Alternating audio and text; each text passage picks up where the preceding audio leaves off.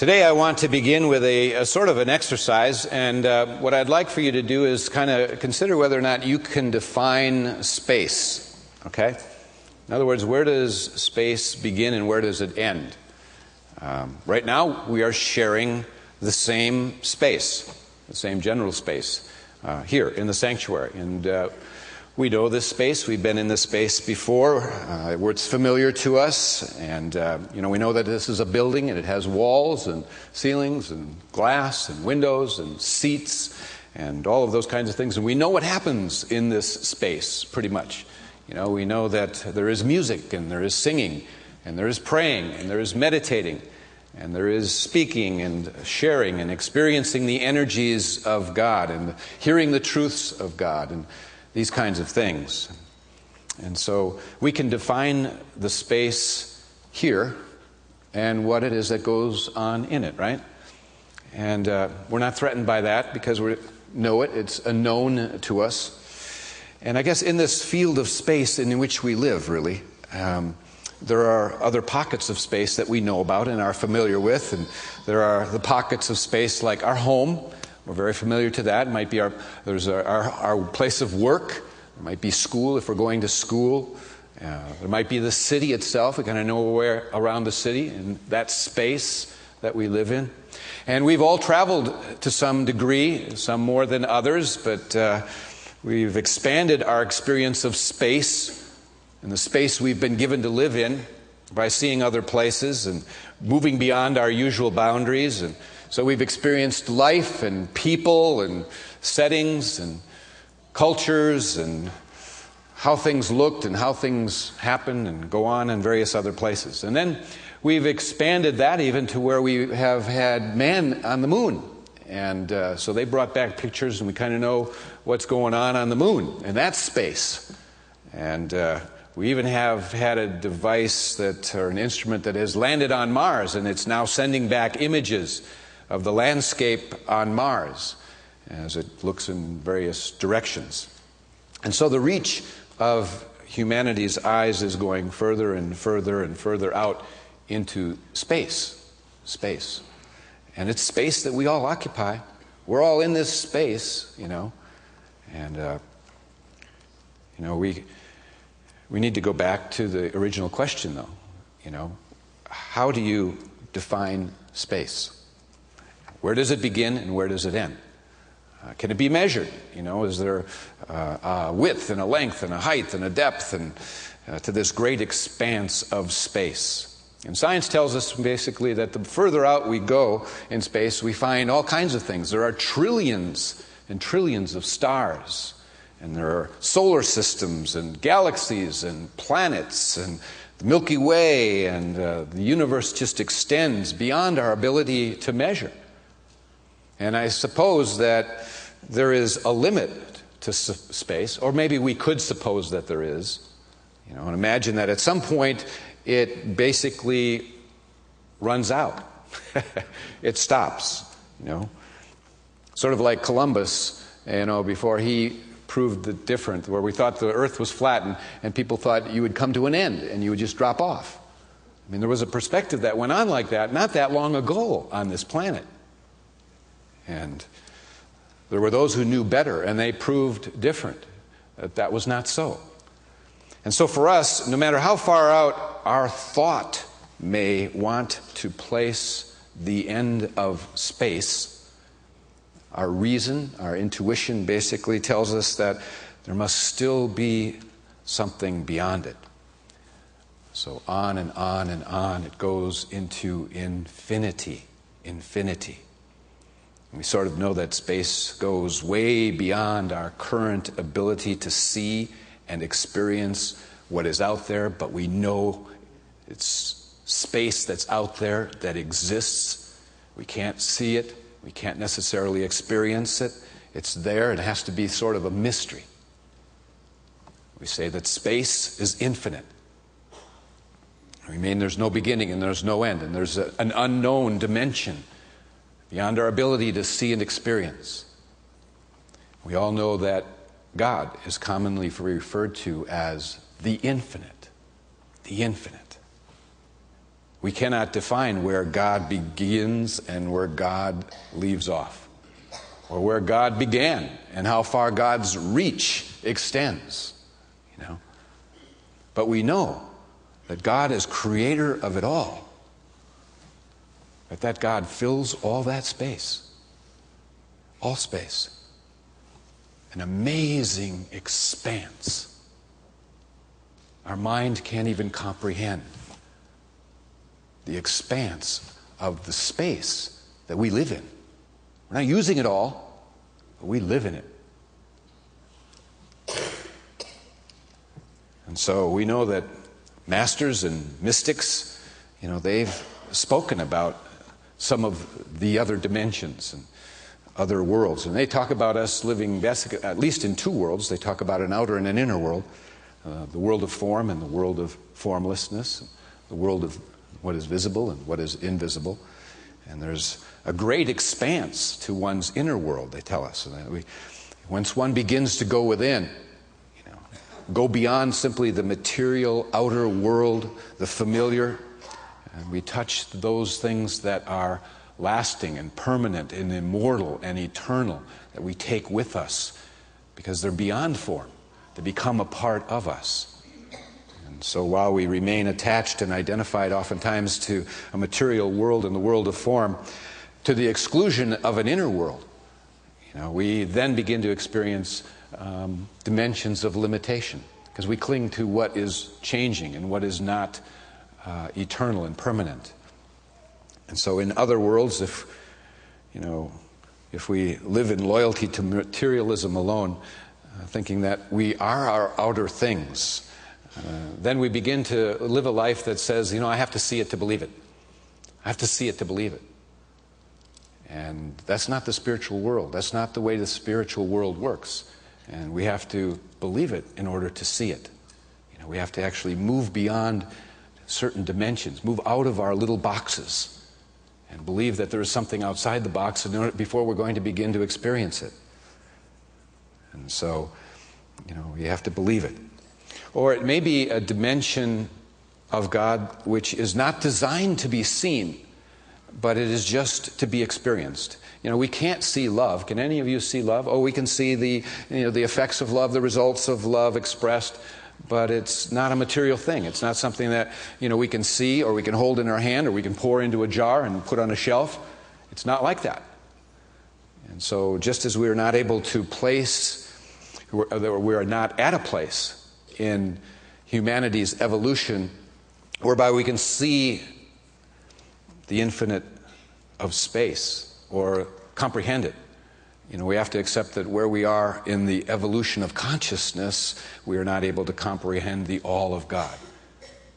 We're just not there yet. We must accept that, there are things that are and remain a mystery to us until we evolve to where we're able to begin to experience and comprehend and begin to apply and give meaning. And that's why the spiritual masters and mystics come to know and experience things that are currently beyond us in unfoldment. They call us to that. They try to define it as best they can in words. They try and tell us what it's about and call us to it. And certainly that was the work of Jesus and other prophets as well. And if we remain as small thinkers, we'll basically never open up to this greater expanse of the infinite. We have to be willing to stretch ourselves and to go beyond. We know that there are levels of experience that are otherworldly and that are beyond description, that there are no words to describe the magnitude of certain experiences. We know that there are millions now of people who have had near-death experiences that are documented, and they all say that there is a light that had appeared to them, and it was the light, as they describe it, of 1,000 suns. Only you could look into it, and it emitted to you a love that words could not describe. Pretty powerful. And that these people in no way have any fear of death. They felt such love, so strong. There are words that are not in the English language to describe. That came into their space, our space. That exists in our space, in which we live, these kinds of experiences. And we have to come to understand that there are things that transcend the intelligence of the most intelligent people that we can find on the planet, and that there are things that our language can't define. And we're just limited in our ability to really know what it is for sure, describe it, comprehend it. In the Gospel of John, we find Jesus saying to us, I have yet many things to say unto you, but you cannot bear them now. Wow, I'd like to know what those many things were that he held back on. He said we weren't ready. He can't mess with you if you haven't, progressed to where you're ready. You can't, teach algebra to a person who hasn't yet learned to apply the simple principles of simple math. And if one is in school and they haven't really learned math and they're now thrown into algebra, it's a frightening experience. We don't want any part of it. Those equations and formulas, we can't give them meaning. We don't know how they're applied. They seem out of context. We reject them. It's like that. So what often happens in the field of science and often religion is when a new phenomenon of some sort arises that does not fit the scope of any known science or known doctrine, or simply can't be explained, it's often judged, and it's often rejected, and it's often labeled in some negative way because it doesn't fit the preconceived ideas of what is the known. Now, Jesus was rejected because he didn't fit the preconceived ideas of what a Savior was supposed to look like. And the teachings that he shared were not what they were anticipating. And that Jesus said, he said to us, my kingdom is not of this world. Okay? So he says, I'm trying to bring another world and its consciousness into your world. I'm not of this world. Well, what world is he of? Oftentimes Christianity has said, there's only two worlds. There's here and there's heaven and there's hell. I guess there's three. My simple math is waning.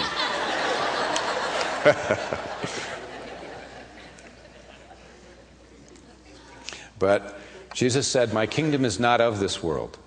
And so he's saying there is another world beyond this one in consciousness. But we should not throw out that he was saying there are other worlds, plural. He just said, I'm not of this world. I may be of this one, or this one, or this one, or this one, but I'm not of this one. We don't know. We shouldn't assume anything. Are you aware that in 2 Corinthians, the Apostle Paul talks about a mystical experience that he had in which a highly evolved being appears to him? And he talks about it, and he says in that passage that he couldn't tell if it was in the body or out of the body. And he says, quote, I do not know, and only God knows. And then he described the person as, quote, unquote, one caught up in the third heaven. And, quote, unquote, caught up into paradise and heard inexpressible words. He heard words coming from this being that were beyond comprehension, couldn't explain. They're inexpressible. I can't convey them to you in this experience. What is the third heaven? There's stuff in the scriptures that we kind of skirt. We never address. The reference to a third heaven could be referring to the idea that, our life that we live here, it's not a one and done, but it's a continuation. There's a third heaven. There must be a first and a second, right? Okay? And so that you are an evolving being. And that what you haven't learned in this life, you're going to be required to learn as you continue on this pathway in this journey. Just don't hit a break point and drop off the ocean. You don't hit a space and it's over. There's a continuum and it all makes sense, and there's order to the universe because there's a divine intelligence that masterminded it all. And so we will be required to learn and to continue to learn and grow on a journey towards our own purity and perfection of consciousness. Now, I've been a Unity minister for 37 years, and I love God, and I love Jesus Christ, and I love the truth that we teach, and I'm devoted to understanding and living the truth of God and of Jesus Christ, His teachings. And I've always felt that God was a universal God. and I know you have too, many and most of you, and that the teachings of Jesus were universal principles that include the ideas of oneness and inclusivity rather than any kind of separation or exclusivity. And so on that basis, I have been given myself permission to branch out, not be afraid to go outside the box, see what's going on in other spaces in the world, other spaces in this grand expanse, you know. So I've had the good fortune of being able to spend time with His Holiness the Dalai Lama. I've been to his headquarters my first time to India in Dharamsala some years back, and spent 5 days with him at the Norbalinka Center there. And we're in the Synthesis Dialogues, which was facilitated by the Association for Global New Thought, which I was a founder of. And I had lunch with him 2 times, not myself alone, but 6 or 8 people, very intimate. I had his brother sitting next to me for one of those lunches. I've been really blessed to experience these individuals. And he's a beautiful soul. And his life is really a mission of God in teaching and demonstrating love and compassion and forgiveness. Now, he may not accept the God of the West, but he accepts that there is a spirit in all of us. And one could never stand in judgment of a person like that, His Holiness the Dalai Lama, and accuse him of not being close to God because he's not Christian. Yet there are those who would differ with me. I've gone to India and I've studied the oneness at the Oneness University and had experiences of deepening spiritually, and I've been initiated into a phenomenon that is called Deeksha, or a oneness blessing. It's a transmission of spiritual energy. And this phenomenon was ushered in by a man and woman whose name are Amma and Bhagavan, who are considered avatars. And these individuals express that they have no desire whatsoever to create another religion, that their mission on earth is to lift consciousness into oneness, and that they are exposing people to the use of this energy in a particular way. And whatever a person's existing religion may be, they want you to go deeper with it in your personal God. So if you follow Krishna, go deeper in your relationship with Krishna. If you follow Buddha, go deeper into your relationship with Buddha. And I met with Bhagavan personally, had the wonderful experience of that. And he told me specifically to go deeper with my relationship with Jesus Christ. He's not trying to pull away. If you have no one, yes, he will be your personal avatar. But so often we're unfamiliar with things that we may want to, just push away from it. You know, many of you know I have returned from Brazil and visiting John of God and a group of people there. First time I ever went, I went as a skeptic, and wanted to experience it. Found it incredibly credible, amazing things happening there. And so I felt I could take others after that and have done so. But it's the healing work of John of God, Medium Jiao, and as he's known. And this man for over 50 years has been a channel for God by allowing highly evolved spirits from the invisible to move through him and work through him like angels would and do healing. Phenomenal things take place there. There are famous people who've gone.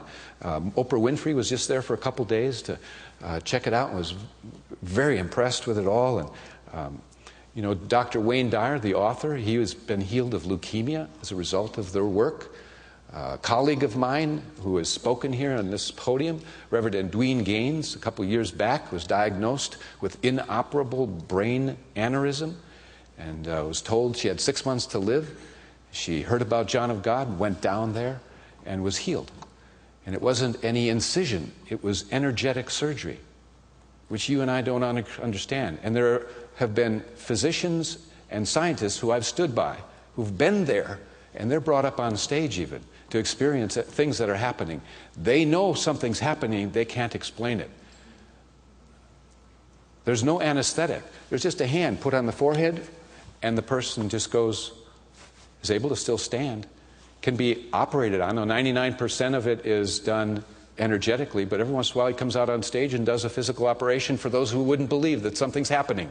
They have to see it. And so he'll come out and get a scalpel and he'll slice open and remove a growth from a woman's breast, sew it up, And the woman's just there, not flinching or nothing. No infections ever happened. They felt nothing. How's that happen? Can't explain it. Must be terrible. Stay away from that.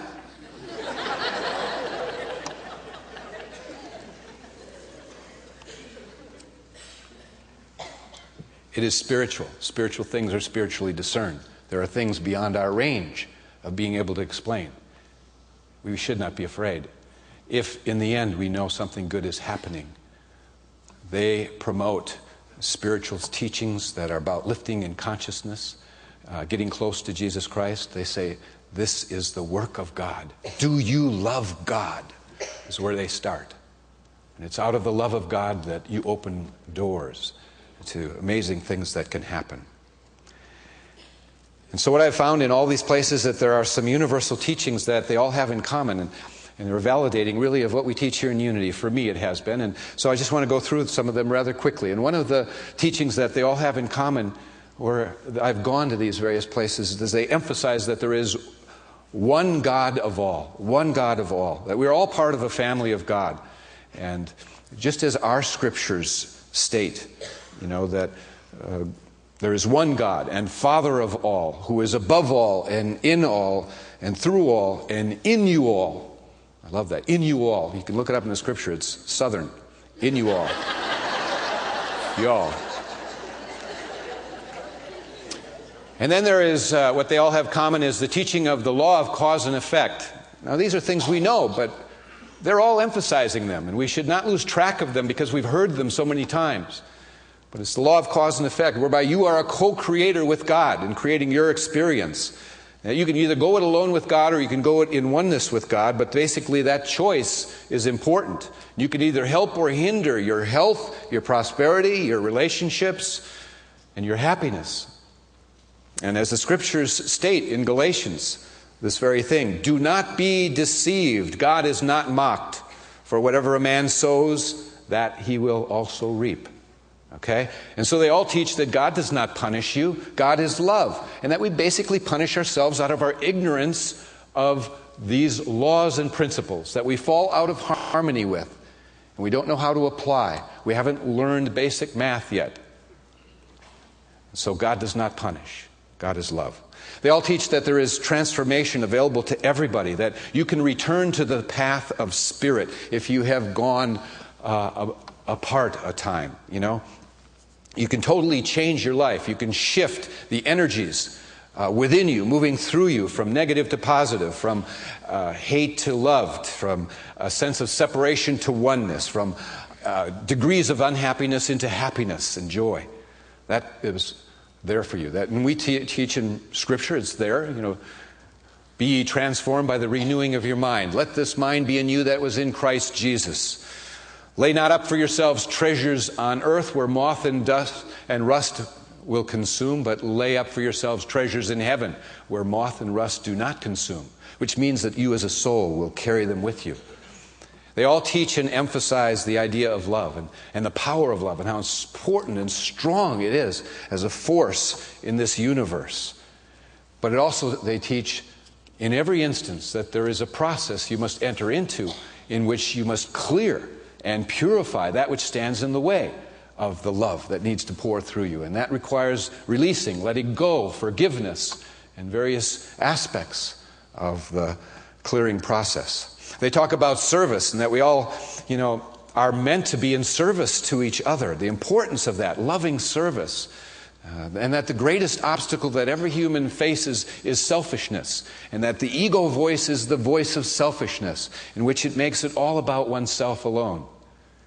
Again, the scriptures address it. Our scriptures where Jesus says, as the golden rule, do unto others as you would have them do unto you. That's how you wish to be in service, is use that principle. But in Ephesians, it spells it out even more. Bear ye one another's burdens.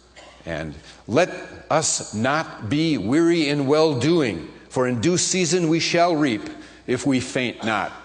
And we have therefore opportunity. And where we have opportunity, to let us do good unto all men. And then last point that I want to make, they all teach about the idea that there is no death, that death is an illusion, that it is no more than the releasing of the body, that you are not your body, And that's just the way it's said everywhere you go. You are not your body. Your body is the temple of who you really are for a period of time. Okay? The spirit, the soul that houses it. And that individual that you are, that distinguishes you from another, is what moves on. That soul and that spirit are really joined. They're one. And that soul and spirit survives beyond the body. And that wherever you are in consciousness, when you pass on from this life, the degree of evolution and purification that has taken place, the strides that you've achieved in love and forgiveness and being of service and humility,